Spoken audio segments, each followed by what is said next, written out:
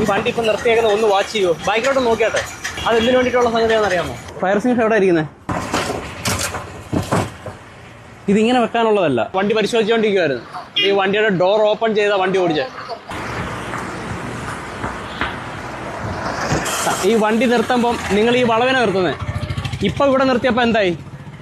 സേഫായില്ലേ? ഈ വരുന്ന വാഹനങ്ങൾക്ക് ഈ വളവ് തീർത്ത് അവർക്ക് പോകാൻ പറ്റും.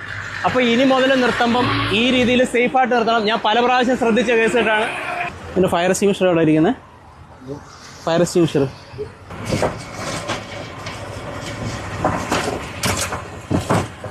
ഇതാണ് ഏറ്റവും വലിയൊരു പ്രോബ്ലം എന്ന് പറയുന്നത്. ഇതാണ് ഇപ്പോൾ റീസെൻ്റായിട്ട് ശബരിമലയിൽ ഒരു വണ്ടി എത്തി, ആലപ്പുഴയിൽ ഒരു വണ്ടി എത്തി.